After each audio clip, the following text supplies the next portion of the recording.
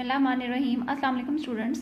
Today we are going to start chapter number 3 and chapter number 3 is the universe. So student, everything that exists in the space, it include in the universe like earth and other planets, stars, moon, satellites, etc. So in this chapter we will discuss about all of these. Now start from its first question. Question number 1 is what is the solar system and what is it comprised of? कि solar system क्या है और ये किससे बना है या किस पर मुश्तमिल है. Answer is given on page number 17. But before discuss its answer, I will explain about its history. थोड़ी सी हिस्ट्री इसकी बताऊंगी कि सोलर सिस्टम कैसे आया है और काफ़ी इंटरेस्टिंग स्टोरी है ये कि इसके बारे में बहुत सी थेरीज हैं जिसमें से जो सबसे क्लोज और सबसे ऑथेंटिक थेरी समझी जाती है वो है बिग बैंग थेरी. ठीक है, इस थेरी के अकॉर्डिंग कहा यह जाता है कि बहुत पहले यूनिवर्स में सिर्फ एक ह्यूज साइज की बॉल थी. ठीक है, एक बहुत बड़ी बॉल थी. ये स्टोरी मैं आप लोगों को क्लास में भी बड़ी दफ़ा बता चुकी हूँ. अब ये ह्यूज में स्पेस में बहुत बड़ी बॉल थी और इस बॉल के सेंटर पार्ट में हो रहे थे केमिकल रिएक्शंस. ठीक है, इसके सेंटर पार्ट में हो रहे थे केमिकल रिएक्शन. ठीक है, आपको पता है जहाँ केमिकल रिएक्शन से जाहिर है हीट भी प्रोड्यूस होती है, तो वो हीट इस जगह जमा होती जा रही थी. जमा होने से ये हो रहा था कि अंदर ही अंदर प्रेशर बढ़ता जा रहा था. तो बिल्कुल ऐसे ही जैसे आप लोगों के क्या होता है कि अगर आपको एक पानी की देगची रखते हो चूल्हे पे और ढक्कन उसका ढक देते हो और क्या होता है कि हीट अंदर ही अंदर जमा होती रहती है, लेकिन एक टाइम ऐसा आता है कि हीट जब अंदर इतनी ज़्यादा जमा हो जाती है कि उसकी स्पेस नहीं रहती और वो निकलती है वहाँ से, तो क्या होता है कि एकदम से प्रेशर से बाहर हीट निकलती है और जो देगची का जो आपने उस पर उसको ढका होता है ढक्कन से वो साइड पे हो जाता है. ठीक है, तो प्रेशर से वो हीट निकल आती है और जो थोड़ा बहुत पानी भी बाहर आ जाता है. तो ये हीट प्रेशर से बाहर आई. इसी तरह यहाँ पे भी हो रहे थे केमिकल रिएक्शन और जब अंदर बहुत ज़्यादा हीट अंदर जमा होती रही तो एक टाइम ऐसा आया कि उस हीट में जब प्रेशर इतना बढ़ गया तो वो एकदम से बॉल फट गई, ब्लास्ट हो गई. ठीक है, और फिर स्पेस में उसके जगह जगह छोटे बड़े पीसेस इधर उधर बिखर गए. बिल्कुल ऐसे ही कि जैसे आप मिट्टी का एक बहुत बड़ा गोला सा बनाओ और उसको ज़मीन पे जब आप फेंको तो उसके छोटे बड़े डिफरेंट साइज़ के पीसेस जो हैं वो ज़मीन पे बिखर जाएंगे.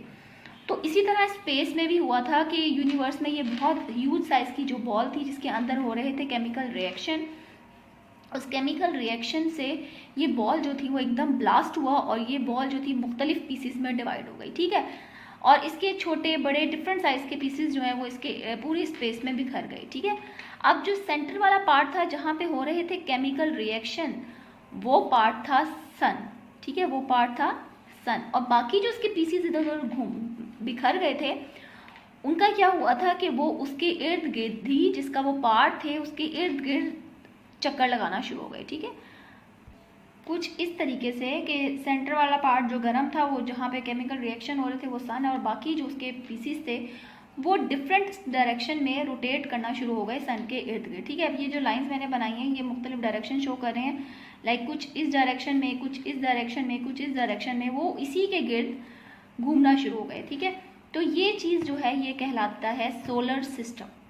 अब यहाँ पे एक और चीज़ आपको बताऊँ कि 7th क्लास में हिस्ट्री की बुक में आपने चैप्टर नंबर 2 में गैलीलियो के बारे में पढ़ा था.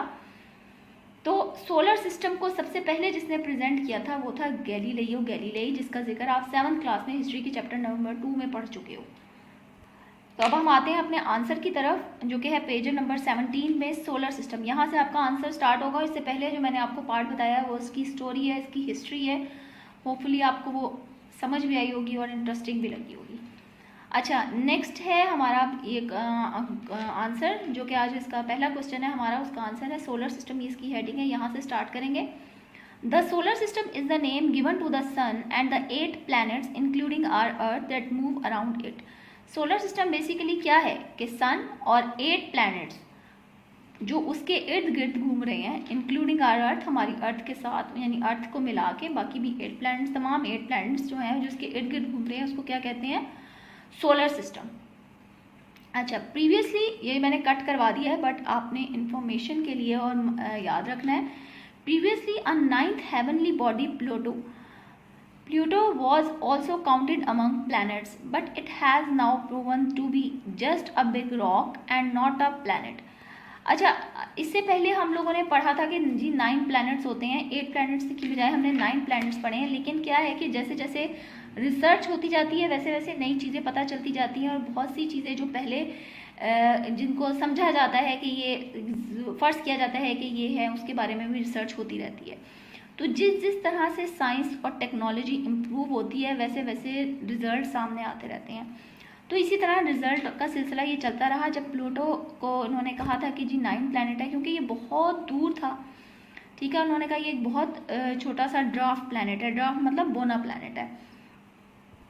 लेकिन क्या है कि जैसे जैसे रिसर्च बढ़ती गई तो उन्होंने ये चीज़ ऑब्जर्व की और ये प्रूव किया, इस चीज़ को प्रूव मिल गया कि प्लूटो जो है वो प्लैनेट नहीं है, जबकि ये क्या है, बहुत बड़ी रॉक है, प्लैनेट नहीं है। प्लैनेट की डेफिनेशन क्या है कि हर वो ऑब्जेक्ट जो सूरज के गिर्द घूम रहा है, ठीक है, जो सन के गिर्द चक्कर लगा रहा है, वो है प्लैनेट। जबकि प्लूटो जो है वो काफ़ी अरसे से ना, जब से उन्होंने देखा है वो स्टिल एक जगह पे है, और तो काफ़ी लोगों जो इसके बारे में स्टडी की गई तो रिजल्ट ये निकला कि ये प्लैनेट नहीं है, जबकि ये रॉक का कोई टुकड़ा है बहुत बड़ा। Some of these planets have their own satellites. कुछ प्लैनेट्स के अपने सैटेलाइट्स होते हैं, यानी मून्स और moons, which are also include in the solar system. तो इनको भी सोलर सिस्टम में शामिल किया जाता है। There are also some free moving asteroids. कुछ फ्री मूविंग एस्ट्रॉइड्स भी मिलते हैं, और टिनी पार्टिकल्स, यानी टिनी पार्टिकल्स भी इनको कहते हैं। इनका ज़्यादातर जो एक कह लो जो ग्रुप है वो नज़र आता है मार्स और जुपिटर के दरमियान में। That form a ring between Mars and Jupiter. Mars और जुपिटर के दरमियान में इनके एक रिंग मिलता है, ठीक है, जहाँ पे ये छोटे से पीसेस जो हैं, टिनी पार्टिकल्स जो हैं, ये एक ग्रुप की सूरत में यानी इकट्ठे हैं और सूरज के गिर्द उसी तरह मार्स और जुपिटर के दरमियान में ये भी मूव कर रहे हैं। But they are not a planet, ये क्योंकि जुपिटर और मार्स की रिंग की सूरत में है, ठीक है। And they too are include in the solar system. ये भी सोलर सिस्टम में आते हैं, सोलर सिस्टम में शामिल हैं, बट ये प्लैनेट नहीं है।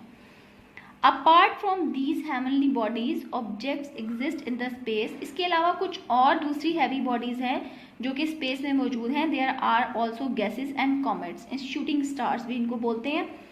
अच्छा, एस्ट्रॉइड्स के अलावा क्या है, कुछ कॉमेट्स भी हैं, गैसेस भी हैं। अब कॉमेट्स क्या होते हैं? कॉमेट्स जो हैं, जैसे एस्ट्रॉइड्स मैंने आपको बताया कुछ टीनी पार्टिकल्स हैं, ठीक है, ये रॉक्स के कह लो छोटे छोटे ये पीसीज होते हैं।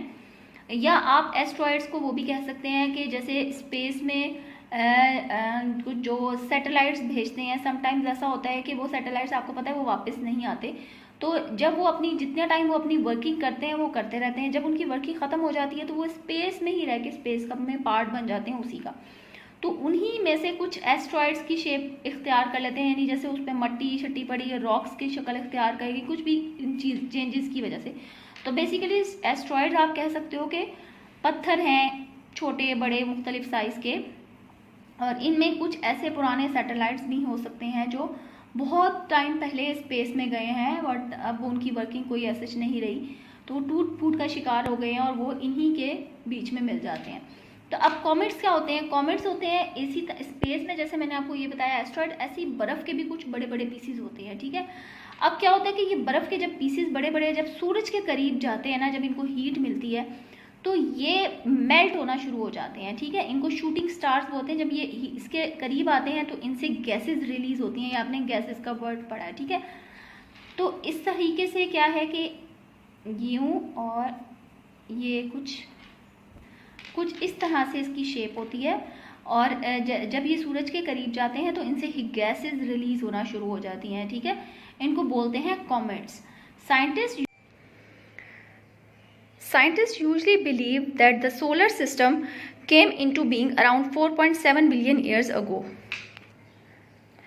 साइंटिस्ट का ख्याल यह है कि सोलर सिस्टम जो है वो 4.7 बिलियन साल पहले जो है वो सामने आया था। The 8 planets of the solar system are listed below according to their distance from the sun. सन के अकॉर्डिंगली डिस्टेंस के अकॉर्डिंग ये 8 planets जो हैं वो ये हैं 1, ये डिस्टेंस के अकॉर्डिंग इनकी नंबरिंग की हुई है। फर्स्ट नंबर पे आता है Mercury, then Venus, Earth, Mars, Jupiter, Saturn, Uranus, Neptune. तो ये हमारे फर्स्ट क्वेश्चन का आंसर है। इसमें पहले आपने हेडिंग देनी है the solar system.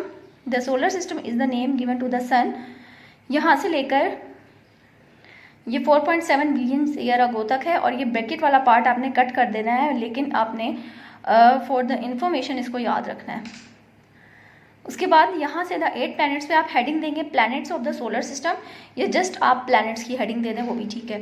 The 8 planets of the solar system are listed below से लेकर ये नेपच्यून तक। तो स्टूडेंट ये हमारे फर्स्ट क्वेश्चन का आंसर है। Hopefully you understand the answer of this question. Take care student, have a good day, अल्लाह हाफिज़।